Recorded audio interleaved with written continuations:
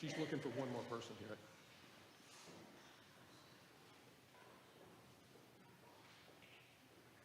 Dory's trying to track somebody down. We'll see how that goes.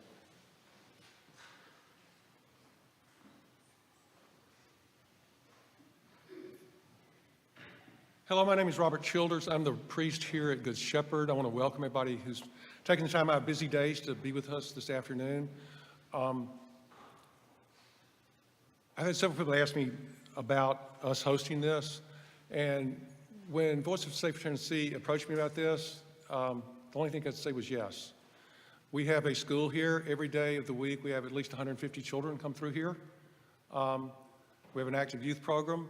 Tonight we'll have 40 to 50 children and youth here, and on Sunday we have at least that many.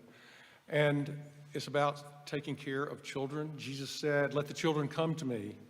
And I want this to be a place where children do come, and where children come and are welcomed and are safe. Another question I had was about doing this in sanctuary.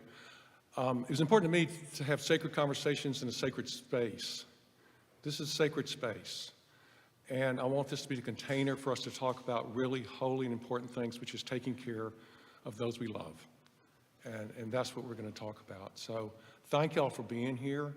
Thank you for caring enough to care about the community and making it a safer place, and care about children to make it safe for them. So I really am grateful for y'all being here with us. I'm grateful for the Voice of Safer Tennessee for what they're doing, and that they've taken the time out of their busy days to come and be a part of this conversation.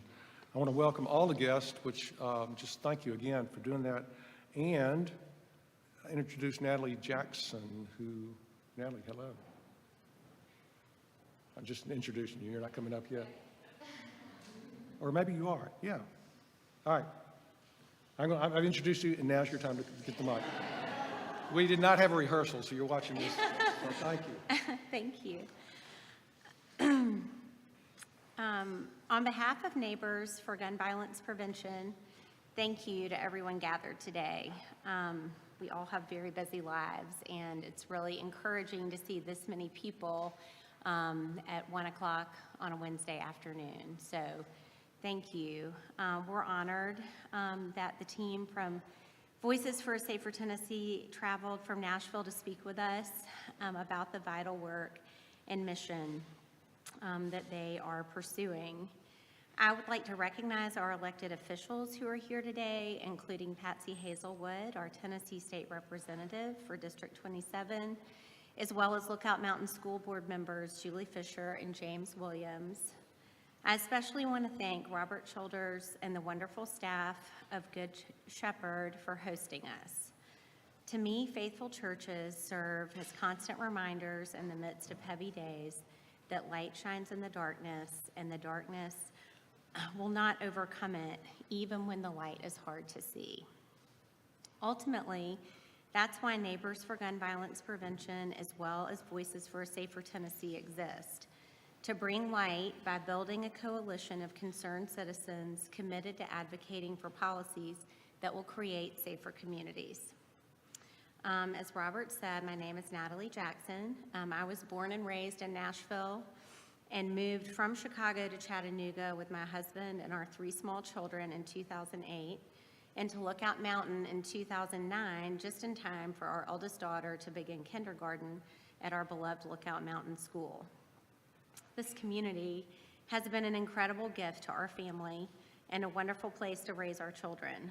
Neighbors for Gun Violence Prevention, a nonpartisan group wholeheartedly committed to persistently supporting the work of gun violence prevention, originated following a conversation between 2 neighbors, Sissy Trumians and myself, at the Mountain Market.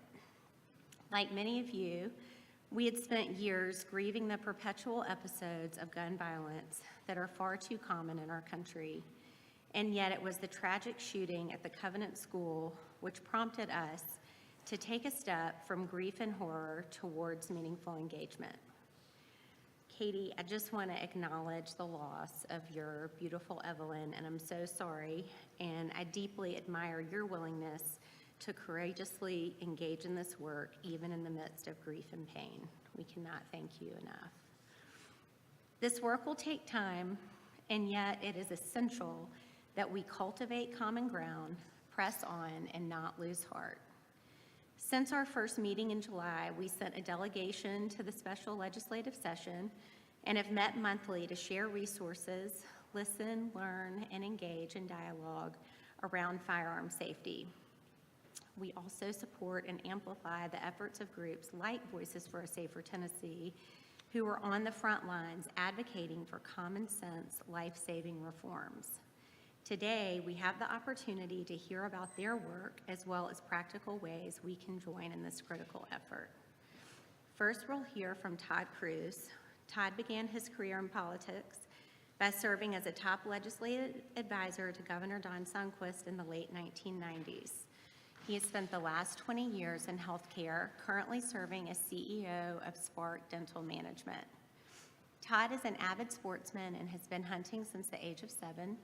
He believes that gun ownership and responsible firearm reforms are not mutually exclusive, and that meaningful change can benefit our communities by saving lives from preventable tragedies. Todd lives in Nashville with his wife Carly, their 11-year-old daughter, and 8-year-old son. Todd, thanks so much for being here today.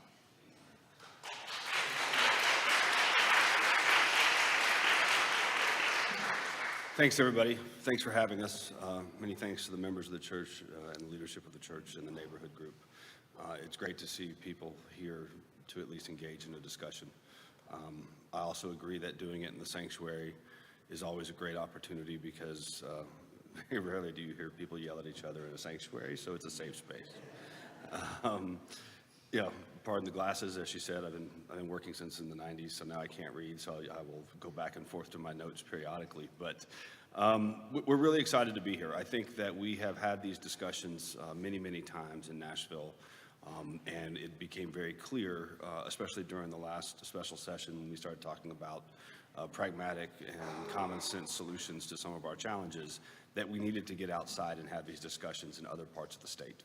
So we welcome the opportunity to come to places like Chattanooga and Hamilton County, and we will continue to do so as we lead up into the session coming up in January and in the years to come. I think, as was stated earlier and is spot on, this is a marathon, not a sprint. You're not going to change this overnight. I started my career working for a Republican governor. I am a Republican. I have been since I cast my first vote in 1992 for George H.W. But just because I am doesn't mean that these conversations and this dialogue shouldn't occur with everybody. And that's basically where Voices is, right? Voices for a Safer Tennessee is Democrats, Republicans, independents, men, women, you name it. Anybody that believes that this state is going in the wrong direction when it comes to firearm tragedies has become part of the coalition, if you will. You know, Voices started as a backyard conversation with several moms not too long after the tragedy at Covenant. They had a meeting. I remember I was sitting around the table. I walked out of there as the next chairman of Voices. This is what happens when your wife takes you to these events. And so we're off to the races. So since then, the coalition is now 20,000 plus. We have members in all 95 counties that are interested in hearing and staying engaged around this topic. Which is fantastic. We created a 501c4, we created a 501c3 using a fiscal sponsor in Nashville, and we're really focused on education. There is so many things wrong in the country today. There's so many things that we are challenged with, but every day, and you see this stuff on the news all the time, but and it changes, right? It could be something happening in the Middle East. It could be something happening in Washington. It could be something happening on the West Coast. But you know what's constant? On almost every single news station, on almost every single week, there's a story about something happening with a firearm. And I was raised a hunter, and my dad taught me firearm responsibility very early. And he taught me that owning a firearm is a right, and being able to go hunt and recreational shoot or whatever it is you like to do is also your right, but with that right comes enormous responsibility. And so when we think about the things that Voices stands for and that we're trying to achieve, again, I go back to this common sense, right? So we have 3 core items that we're focused on. One of them is background checks, right? If I can't go into Nashville Gun and Knife, and any of you hunters, if you haven't been there, I highly recommend it. It's a great store. And talk to Jim, and I buy a shotgun, I've got to go through a background check. If I go to a gun show, maybe I do, maybe I don't. It depends on who I buy it from. And there's laws on the books today about who can own a gun and who can't own a gun. And those laws are there for a reason. But if somebody who can't pass a background check can still have that same transaction happening in a parking lot or at the back door of a gun show, then what are the laws for? So ultimately, everybody should go through a background check. Again, very common sense. And then you've got secure storage, right? This is the other thing that we're really trying to get lawmakers to understand. There are more firearms stolen per capita in 3 cities in the United States than most any other city in the country. We have 3 cities in the top 15, including the one I'm standing in, right? So how is that okay, right? Because these guns are then ended up back on the street and used for a nefarious purpose, not for the purpose that the lawful owner bought them for. So everybody should securely store their firearm. Because what happens when they're not securely stored? One, they end up again on the street doing something that they weren't intended for when they were purchased.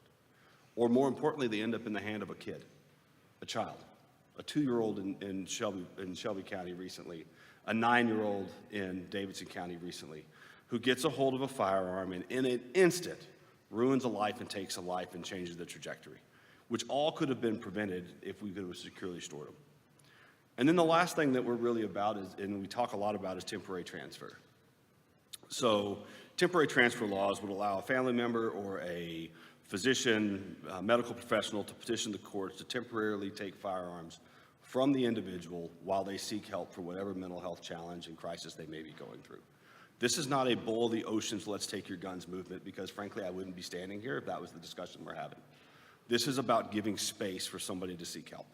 This is about making sure that somebody who may be thinking about suicide, which we have a horrible problem with in this state as well, can't reach for a firearm because a family member was concerned enough to have it removed temporarily while they seek help. It's around making sure those that are challenged and create horrible events like what happened at Covenant, that if a family member knew about it, or the physician or the psychiatrist who knew about it could have said something and done something about it, maybe it could have been prevented. Again, these 3 things are all we're talking about. If you want to talk about something else, we're probably not your folks, right? Let's be honest. It takes a lot to get everybody under a big tent. And today I feel like we've got everybody under a big tent. And we're thankful for the opportunity to talk about it. We're thankful for the movement. You know, it'll take time, and we appreciate that. And we appreciate the fact that we're a Republican state. We have a Republican legislature. We have to meet these folks where they are. And to do that, you're not going to get it done in a year. It may take 10 years. But we had an interesting discussion at lunch today, and that is when the next generation comes along, these are going to change. These laws are going to change anyway because they're tired of it, right? And more importantly, we had the sweetest girl, woman, young lady that was a waitress today at lunch. And when we told her what we were here for, she said, you know, I told my mom the best thing about getting out of high school, because I have high anxiety, is that I don't have to worry about being shot. And that doesn't work, right? I've got an 11-year-old and I have an 8-year-old, and my 11-year-old suffers from high anxiety. If I thought that's what she's thinking about every day she goes to school, it would break my heart every morning. So we can do better. This state can do better. This state has done wonderful things. And us, voices, people in this room, people in every county, people in every city, we're going to solve this problem, but we're going to do it the Tennessee way. We're going to do it with Tennesseans, and we're going to make a difference. And so, again, I want to thank you all for being here. I had the distinct pleasure of doing this work with Katy Dieckhaus, and I think you guys got some cards at the beginning. If you have some questions you want to ask, we want to answer all the questions you have. There's no question off the books, so please fill those cards out and send them to the aisle. And in the meantime, I'm going to ask Katy to come up and say a few words. Like I said, I had the distinct pleasure of working on this stuff with her, and I could not be prouder and more motivated than being with her all the time. So please welcome Katy.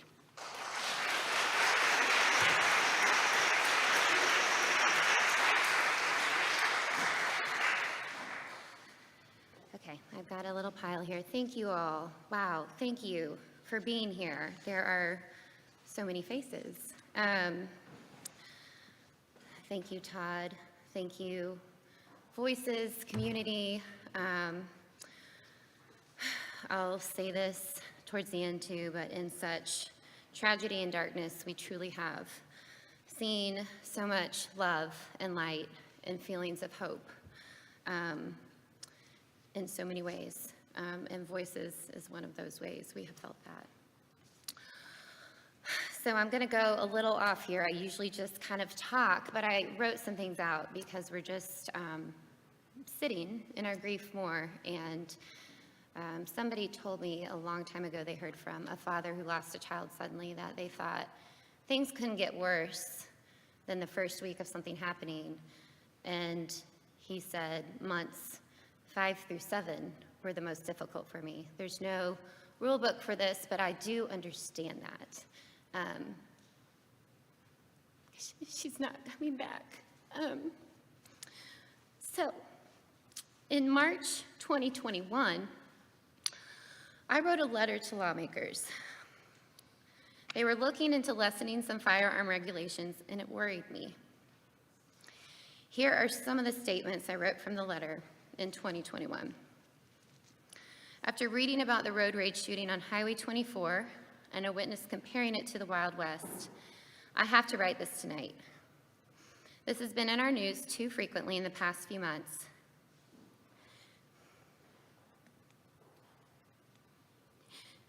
I want to continue to raise my sweet girls in this state.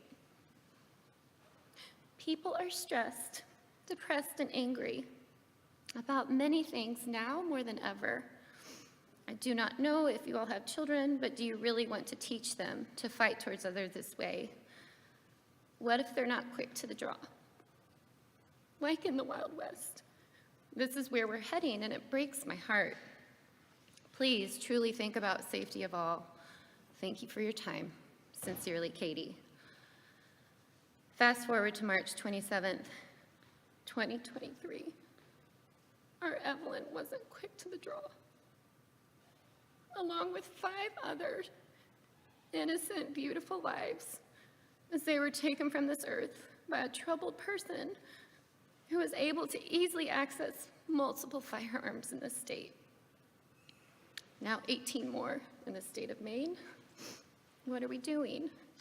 We simply dropped our 2 wonderful daughters off at school, something they both enjoyed, where they were receiving a good education in a loving environment while their faith was growing. That phone call that there was a shooting at their school. Those text messages on that day. Feeling noises start to drown out and your heart confused if it's still beating or not. Our oldest was accounted for, which brought on a huge wave of relief. Surely we would hear that our Evelyn was okay. Surely. When I looked at one of Evelyn's classmates through the fire station window, with her eyes full of fear and panic, I asked her through the glass, "Have you seen Evelyn?" She frantically stated, "We don't know where she is." Deep down, I knew.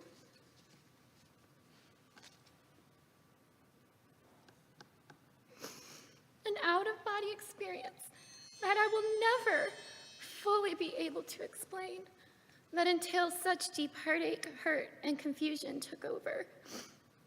To every grieving parent that has lost a child or a loved one to firearm violence, we are with you. We moved the girls to the Covenant School during COVID due to our work schedules and wanting a place that they could help boost their faith in what can feel like such a dark world.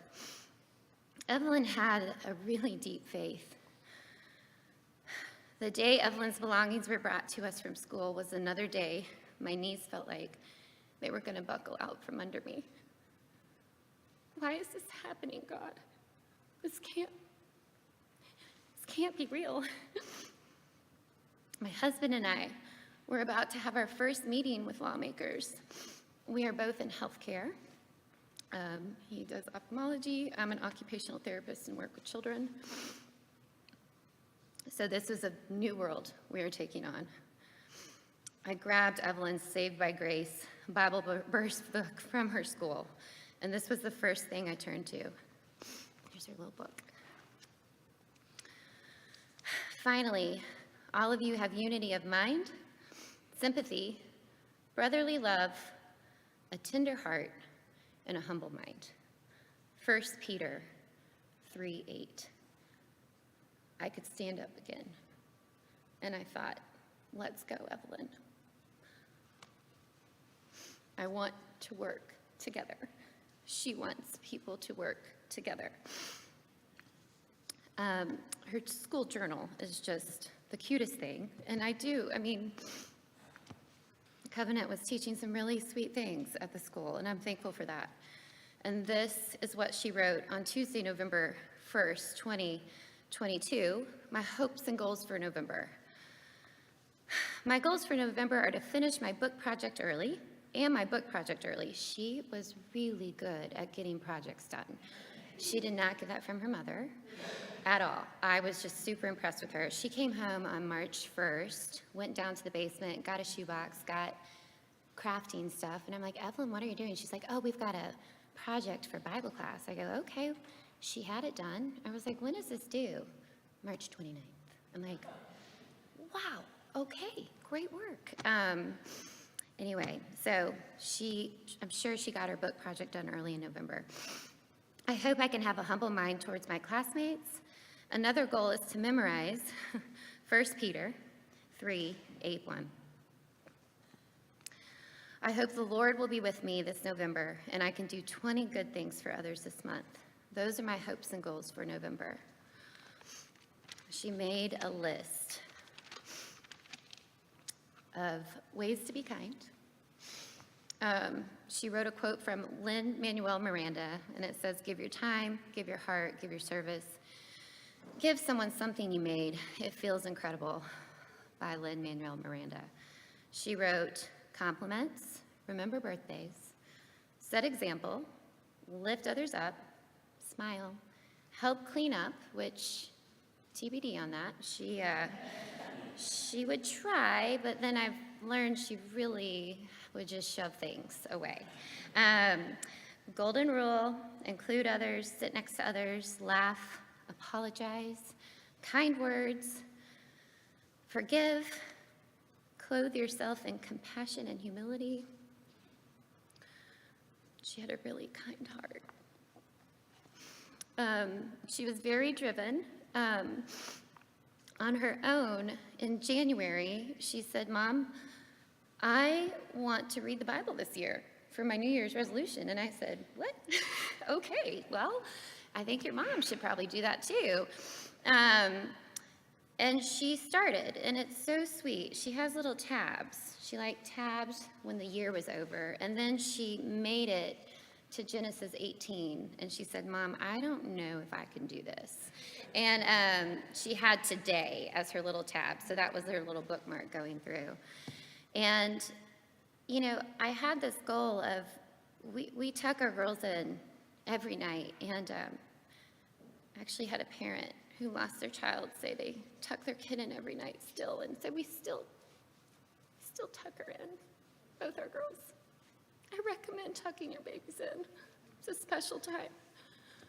But I wanted to read this with her, and I never did. We kind of have our nighttime routine and would talk about other things. I had no idea she was underlining things in the Bible as she was reading it. So she has her sweet, precise line under God saw all that he made, and it was very good. She underlined that one frequently, and she underlined walked faithfully with God, walked faithfully with God. She underlined the word covenant. Noah was a righteous man, walked faithfully with God. And then she underlined this verse. I will make you into a great nation, and I will bless you. I will make your name great, and you will be a blessing.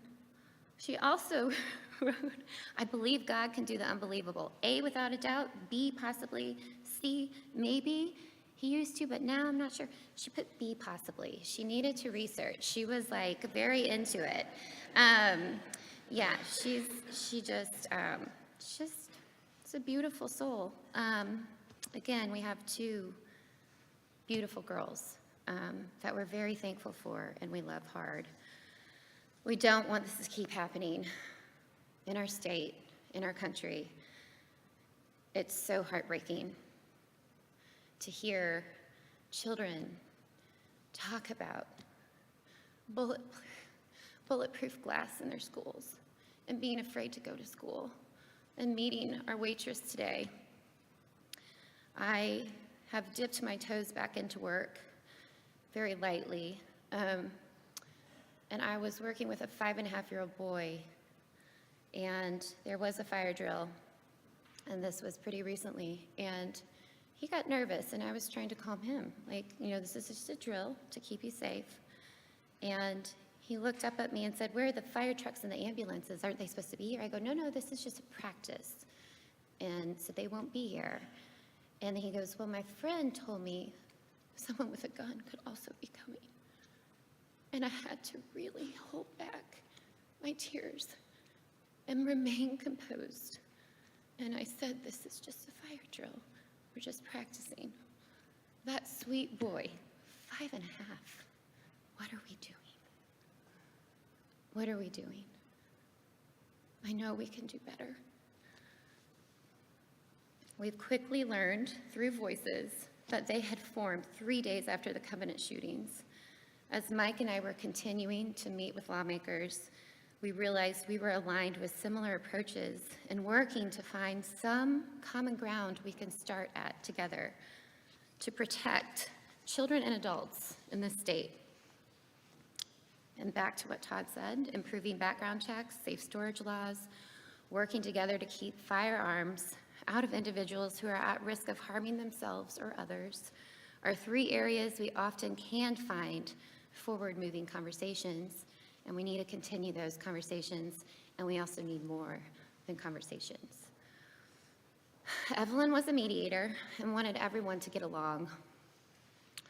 Working towards respectful conversation, coming together by overlooking political barriers and the loud noises that instill the fear and anger from both sides, and truly looking at how we can work together for improved firearm safety in this state is a continued goal. As I mentioned before, we will never be able to fully explain the pain and sadness we are experiencing, but we also can't explain the amount of love and support we have felt from our family, our friends, communities, this organization, and beyond. In such times of darkness, we do see and experience glimmers of hope and light that give us strength to move forward together. Thank you all so much for being with us, and please help us continue to work together for the betterment of everyone in this state. I really appreciate you all being here. So let's just keep working together.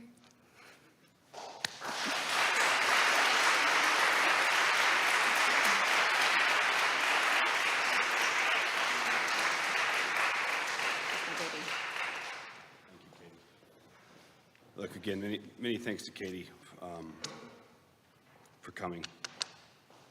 I've heard this story time and again, and as we've done this, and every time it impresses me that she is speaking, and I know it's because everyone wants her to speak, and she wants all of us to have these discussions. I feel like I've gotten to know her very well over our journey, and the fact that you're all here in this room today is a testament that we can all at least have civil discourse about how to move forward. There's some questions that were passed forward, so I'm going to read them and answer them, and if you have any more, we're happy to take them. As soon as I find the glasses where I can actually read. Right? I know my kid gave me one of those things that hang around my neck for my birthday recently, and I just refuse. Okay. How did Mothers Against Drunk Driving achieve change? Can we do what they did? That is a great question. So again, having been in politics, state government, whatever you want to call it, for a long period of time, I happened to be in state government when we made big sweeping changes like .08, seat belts, and other alcohol-related laws. We don't have an open container law yet in this state because it always interferes with UT football. So that was always the reason. But, you know, when you think about Mothers Against Drunk Drivers and how it came about, or how the laws changed around alcohol, the difference, oh, thank you, Claudia. The difference is that the federal government had a really big stick when it came to alcohol-related laws, right? So they would tie, you know, they had a carrot and a stick approach, right? The carrot is you get all your federal road funding if you pass these laws. The stick says you don't. And so we don't have that around firearm safety today. It's not something that the federal government has funded or has mandated that states should do. And frankly, I don't think the federal government should be mandating anyway. It's up for us to decide what we want. But that's the difference. So when you don't have that kind of incentive of dollars or big sticks or carrots attached to the initiatives, it makes these kind of conversations that much more important, because the conversation has to happen in the district. You have to talk to your lawmakers.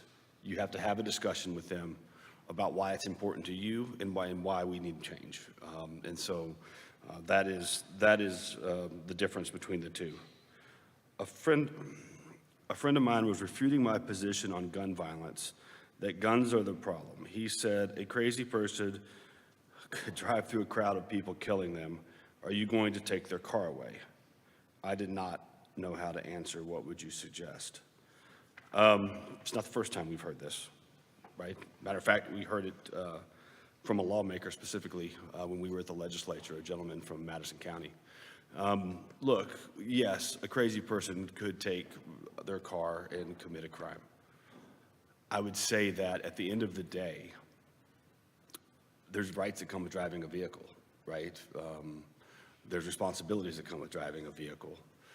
And I would guarantee you that a handgun, a shotgun, an assault weapon, a hunting rifle is a hell of a lot more dangerous than a Suburban.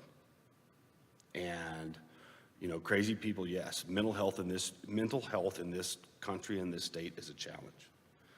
But if we can start taking away temptations or making it a little harder for somebody to access something that can cause catastrophic, life-changing changes, then we're doing the right thing, right? And so I would tell the individual who thinks, hey, can a crazy person take a car and run through a crowd of people? Yeah, they can.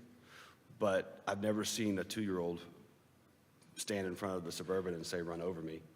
I've never seen a 9-year-old take a Suburban to school and threaten his classmates. I've never seen somebody steal a Suburban and then use it for some violence in a neighborhood. That doesn't happen. And so I think there's a huge difference between the two. And, you know, that's sort of that. With the state of Tennessee controlled by a Republican governor and both House and Senate controlled, how do you get legislation to control guns? Another good question. And so, one, by doing what we're doing today. More people have to have the discussions. We have to have them with our neighbors, with our friends, with our colleagues, with our business partners, in our churches. That's one, right? Because the more people that agree to, again, common sense, right? I mean, lifelong Republican standing right here. I realize, and I love the governor. I think Governor Lee's a good guy. I think he is a faith-based individual. I've met with him several times on a multitude of items, and I think he also would like to see some sort of pragmatic solution to some of the challenges that we face. I mean, there's already a temporary transfer law out there, right? It has to do with domestic violence. So if we think that somebody who is abusing their spouse shouldn't have access to a firearm, we probably ought to think somebody who is not in the right state of mind mentally shouldn't have access to a firearm too. These are not incongruent with each other. They are very closely aligned, and I think that's a discussion that's worth having. But it's going to take these discussions. It's going to take moving the electorate. Again, it's going to take polling. It's going to take resources. It's going to take time. And we are, the organization, we are really pragmatic about we have to meet people where they are. Right? This is why I'm not standing up here talking about who needs an AR-15 and who doesn't. That's not a discussion in this state. We're not up here talking about constitutional carry or permitless handgun carry. That's a non-starter in this state. Why tilt at windmills? Why not say these are the 3 things that Democrats, Republicans, independents, moms, dads, grandmothers, wives, husbands, whatever, we can all agree that this would make a difference. And I think when that starts to happen, and we've seen it, right? We've seen it in polling data. We are polling all across the state right now to see how people feel.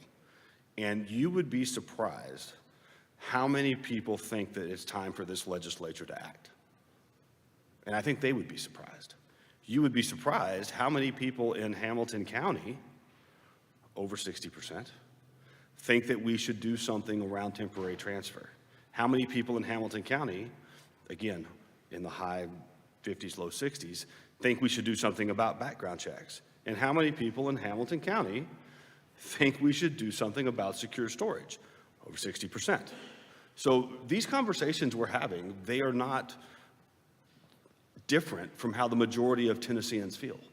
It's just the majority of Tennesseans' voice hasn't quite gotten to where it needs to yet, and that's what our organization is all about, harnessing these voices and making sure we can have these discussions. And these discussions should occur just like they're having here today. They should be common sense, pragmatic, as devoid of emotion as possible, built on data, because the numbers don't lie. I'm a numbers guy. What I like about numbers is they do not lie. So the data says, the data is, success for this organization. Our trajectory on firearm tragedies is going like this. Success for this organization will be a flattening of that curve and seeing it start to come down. And again, it's going to take time. Have we been hearing from legislators that they are listening or open to change? How is your organization collaborating with other organizations working for common sense gun laws in Tennessee? Both great. I sound like Elmer Fudd.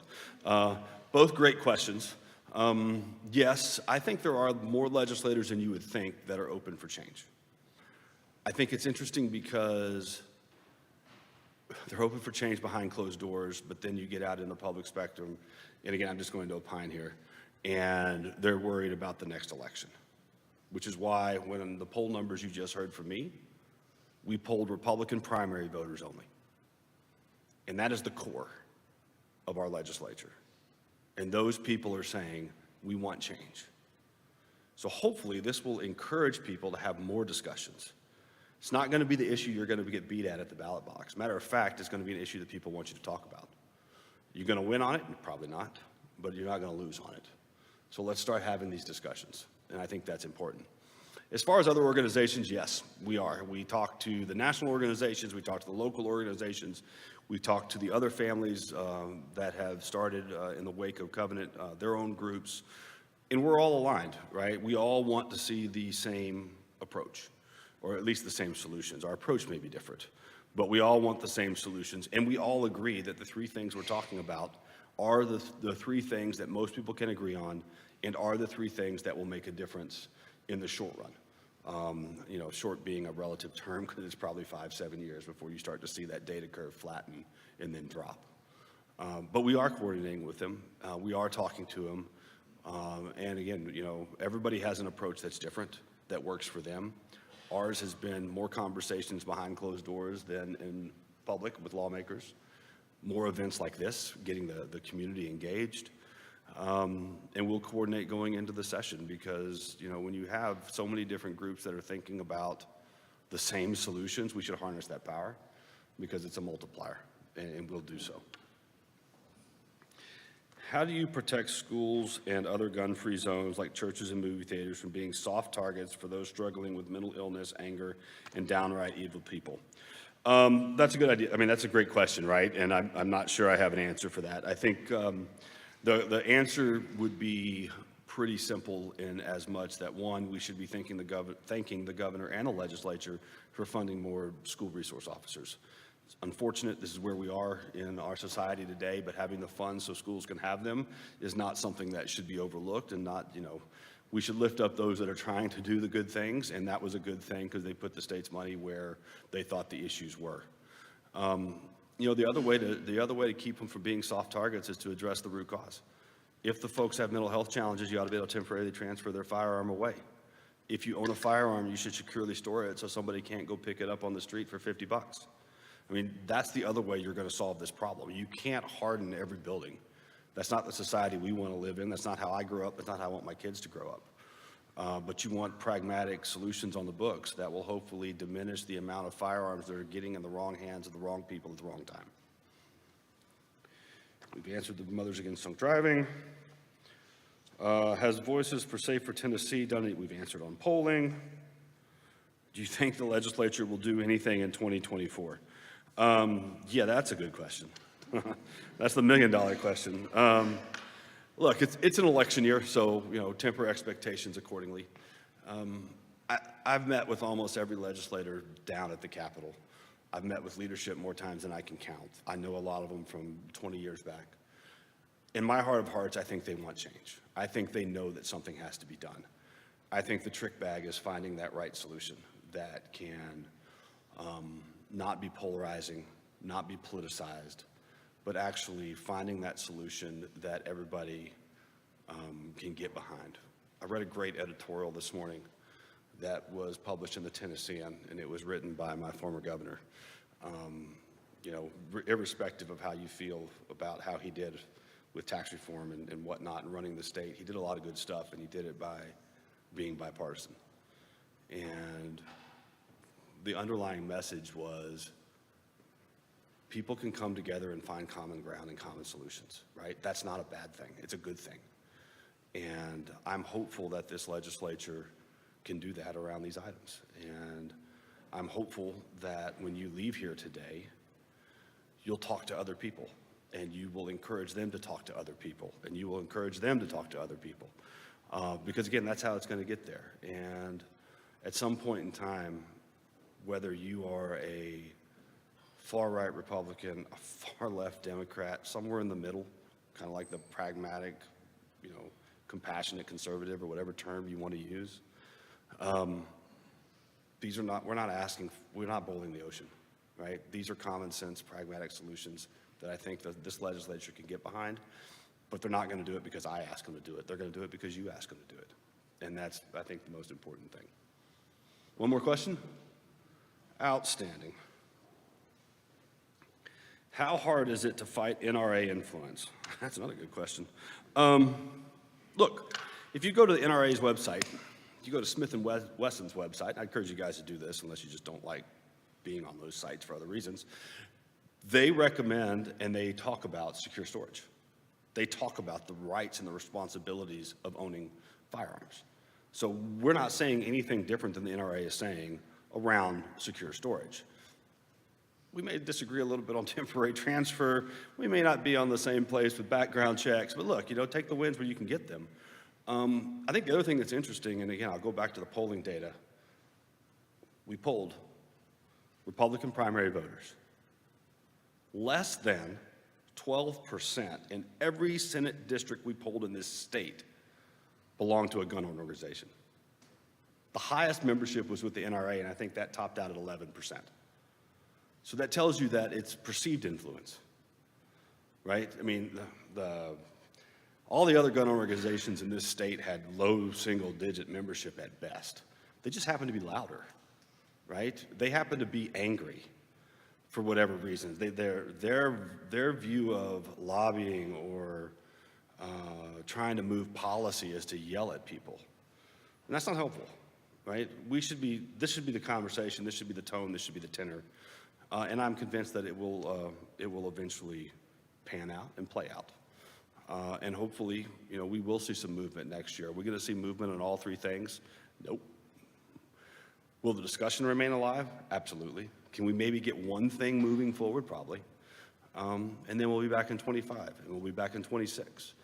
When we started Voices, one of the things we said, or at least I said when I took over as chairman, and I think everybody in the organization agrees with it, if we make movement on all three of the topics we're talking about, the three topics that create the big tent that allows everybody in, we can wind the organization down, we can walk away, and we can be very proud of what we've done for our kids and my grandkids that will come some later time.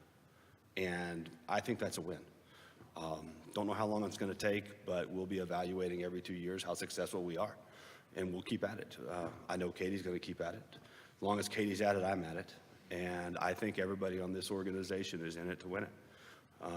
So again, I really want to thank you all for being here. I would ask you to talk to others, please. If you feel inclined to write a check, I'd love a check.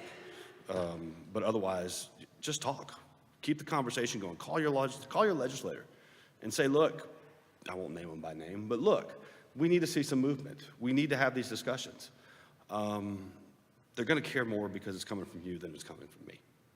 And speaking of local, I'm going to introduce Dory Waller last. And again, thank you guys for coming. Thank you for opening up your church. And thank you for listening today. It was greatly appreciated.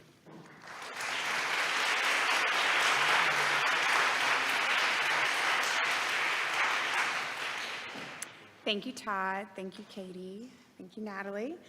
Thank you, Robert, and your whole team here at Good Shepherd. We're so grateful for y'all opening your doors and your hearts and being so helpful. I think this was a perfect spot to have this conversation. Thank you all for your very thoughtful questions. Please keep them coming. That is the best thing that you can do, is to keep talking about this. Like Todd said, talk to your friends, talk to your neighbors.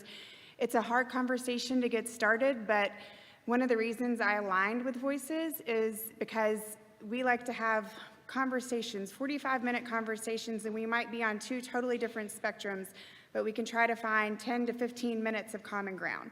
And that's the goal. That's how we make progress. We don't have to be all fully aligned on everything, but it's enough that we can actually make some progress here.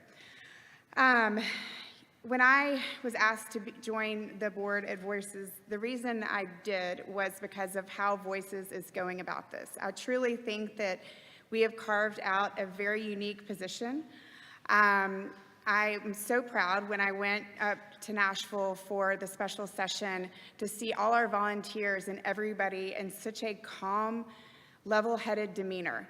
This is a very hot, contested topic, and I have heard Katie say so many times, if anybody understands the need to yell and scream and jump in these legislators' face, it's me. I get that, but that doesn't get us anywhere. So that's why we have to have these diplomatic conversations where we find this common ground, and that's what we're asking you to do with people that you know, and your legislators. As Todd was saying, they want to hear from you. They want to hear from people they don't necessarily hear from all the time. I've been calling them a lot. I know Sissy and Margie have been reaching out often, but they need to hear from everybody. I think that their general perception is that you don't care. And I know I have seen in this community with the incredible reaction that you have had to a series of events that we are doing this week and last, and I know you care. And I just challenge you to reach out to them and tell them that you care. So what can you do from here? Just that. Reach out to your legislators, talk to your friends, talk to your neighbors. Feel free to reach out to me with any questions. Sign up to be a part of our Voices Coalition. I think, Todd, we're growing closer to 30,000. You keep saying 20, but I think it's really close to 30. So join us, be a part of that. Give your, if you are so moved, I'm very proud of our organization that 90% of our funds go to advocacy. It's a really remarkable percentage there, and we are really here to educate and try to make a difference. So thank you all for taking the time out of your Wednesday at 1 o'clock. It's so inspiring to see so many faces, and we are very grateful. Huge thanks to Katie and Todd for coming all the way, and Claudia and Aaron coming all the way from Nashville. We're so grateful and glad to have them in our city. Thank y'all.